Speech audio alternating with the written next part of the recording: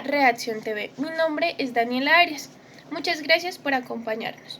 Movimientos, teorías, acciones son algunos de los temas que hablaremos el día de hoy. A continuación, nuestros titulares.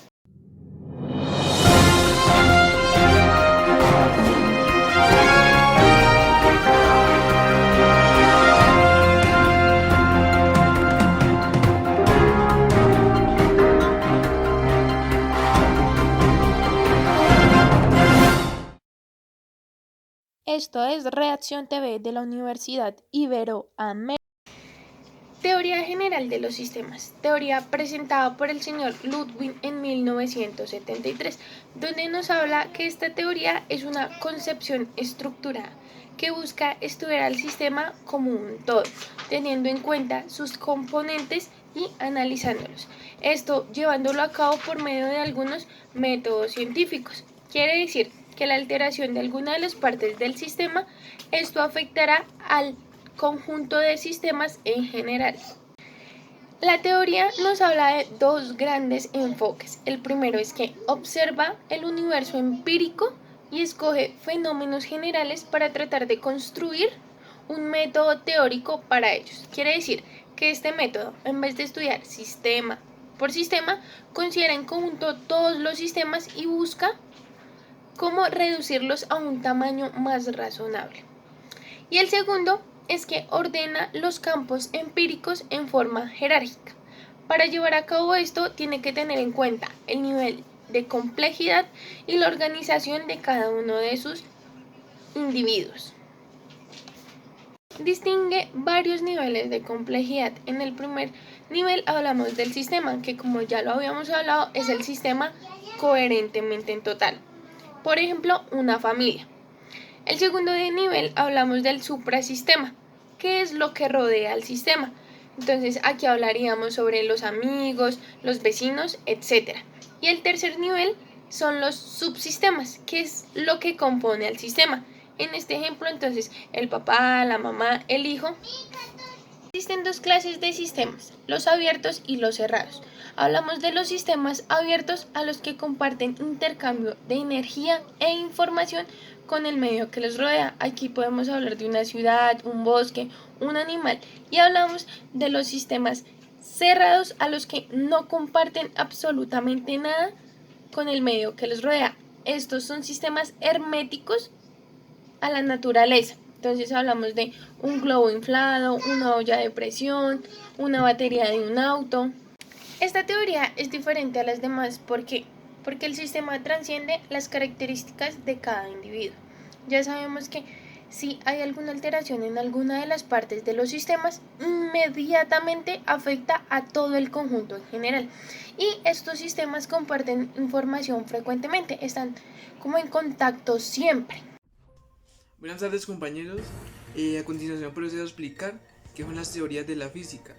El objetivo principal de la física es lograr comprender y anticipar diferentes fenómenos naturales por medio de modelos y ecuaciones específicas. Por ejemplo, el por qué los cuerpos son atraídos hacia el suelo, por qué un balón rebota y poder explicar diferentes situaciones cotidianas. Esa teoría general se divide en diferentes subteorías que son: la primera subteoría es la cinemática. La cinemática es una rama de la física que estudia tanto el movimiento como la trayectoria de un objeto sólido. Y esta se compone de tres elementos, que son el espacio, el tiempo y el móvil. Los tipos de movimientos que estudia la cinemática son: el primero es el movimiento rectilíneo uniforme, que es cuando un cuerpo se desplaza en una línea recta con velocidad constante. El siguiente movimiento es el movimiento rectilíneo uniformemente acelerado. Este movimiento es cuando un cuerpo varía de velocidad según pasa el tiempo. Por ejemplo, un cuerpo en caída libre que en este actúa la gravedad. Mientras más pasa el tiempo, más va a ser su velocidad. Movimiento parabólico. Este movimiento se compone de dos tipos de movimientos diferentes, que es tanto uno horizontal con velocidad constante como uno vertical uniformemente acelerado. Movimiento circular uniforme. Este movimiento es cuando un cuerpo se mueve alrededor de un eje de giro que tiene un radio y una velocidad angular constante. Un ejemplo claro de este movimiento es cuando la luna gira alrededor del sol. El siguiente es el movimiento circular uniformemente acelerado. Este movimiento es similar al movimiento circular uniforme, sino que su velocidad varía según pasa el tiempo. Por último, está el movimiento armónico complejo. Este movimiento es la combinación de varios movimientos armónicos simples, sino que en diferentes direcciones. Otra subteoría es la cinesiterapia. La cinesiterapia es un conjunto de movimientos o movilizaciones terapéuticas que contribuyen a la producción de osteoblastos, que son las células del hueso. También contribuyen al aumento de fuerza y resistencia, al fortalecimiento de tejido muscular y al funcionamiento de articulaciones y órganos. Otra subteoría son los principios de termología. Estos se basan en el estudio de la temperatura y los diferentes fenómenos donde interviene el calor. Esta teoría define el calor como el aumento de temperatura de un cuerpo. También el calor se puede medir en Celsius, Fahrenheit o Kelvin. Por otro lado se encuentra la acústica, que es la parte de la física que estudia el sonido, el infrasonido y el ultrasonido. Resumidamente, es la ciencia que estudia las ondas mecánicas que son propagadas por medio de la materia. La última subteoría son los principios de electricidad. Esta teoría nos plantea que la electricidad es generada por cargas eléctricas que pueden estar en reposo o en movimiento. Estas cargas también se dividen en dos, que son positivas y negativas. Y por último, también nos afirma que la materia está constituida por tres tipos de partículas subatómicas, que son el electrón, el protón y el neutrón. En otras noticias tenemos las teorías propias. Una de estas teorías es la del movimiento continuo, quien la generó Charlie Cott en 1995, que se da a conocer tanto individual como general las estructuras del sistema de nuestro cuerpo. Estas estructuras trabajan entre sí, en donde el cerebro manda una orden al nervio y espesa los músculos, y es la que nos permite realizar un movimiento de cualquier extremidad o otra estructura de nuestro cuerpo. Otra teoría muy importante es la teoría del movimiento como sistema complejo, que da un análisis de tipo real e imaginario, subjetivo y adjetivo, en que da la diferenciación en la que permite la interacción de múltiples subsistemas, que da a diferenciar diferentes niveles de complejidad, que lo son lo particular, lo colectivo, lo histórico, lo cultural, lo cualitativo y lo cuantitativo. Uno de los principales subsistemas importantes son el patrón motor, el proyecto motor, el actor motor y la acción motora. Para los fisioterapeutas, donde ellos ofrecen un movimiento móvil a lo largo de la vida, en la síntesis del conocimiento y la experiencia de la movilidad y de la locomoción. Aparte de lo que hemos mencionado, existen otras teorías importantes y es la teoría de la psicología.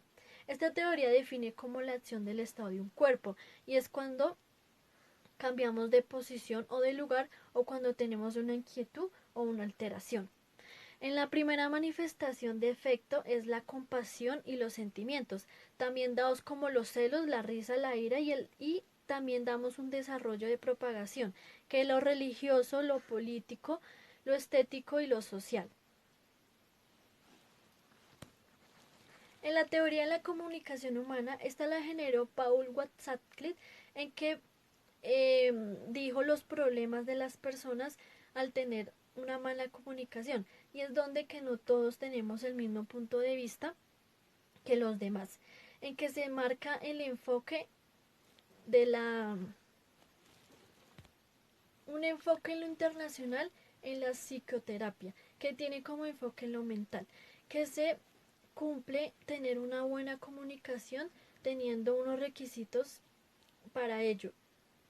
Un claro ejemplo de donde Claro que sí, Daniela. Hemos obtenido información verídica que nos lleva a conocer de los principios básicos de la anatomía, que es la estructura, y fisiología, que es el funcionamiento, que se convierte en la necesidad del estudio de nuestro propio cuerpo. Lo veremos evidenciado a nivel, primero, descriptivo, que es la forma, situación o localización.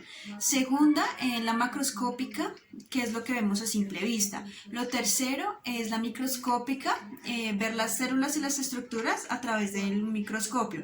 Y la cuarta, topografía, divide el cuerpo en regiones, ejes, planos y la relación que tienen entre sí para obtener nuestro movimiento.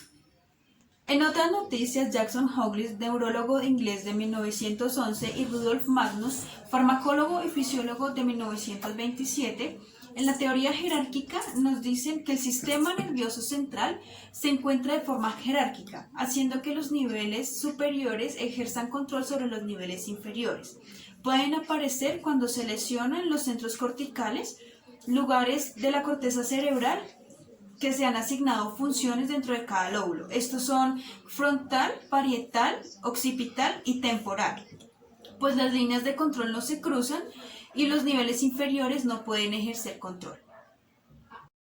Amigos televidentes, Shirley Sherman, docente en biología celular y fisiología en la Escuela de Medicina de la Universidad de Washington St. Louis de Estados Unidos, nos indica que la cinesiología es un sistema compuesto por diferentes sistemas orgánicos que logran interactuar en conjunto para generar un movimiento corporal y en sus respectivas partes. Se reúnen la anatomía, la fisiología, la física y la geometría y los combina en un movimiento humano. Utiliza los principios de la mecánica, la anatomía musculoesquelética y la fisiología neuromuscular. En este proceso están los elementos base, como lo son el elemento modulador, que es el sistema nervioso, el sistema biomecánico, interacción de todos los sistemas, y el sostén, que es el sistema cardiopulmonar y metabólico. Y el último es el cognitivo y afectivo. Muchas gracias. Sigan en estudio para más noticias con Daniela. Hasta aquí esta emisión de Reacción TV. Muchas gracias por acompañarnos. Nos estaremos encontrando en una próxima oportunidad.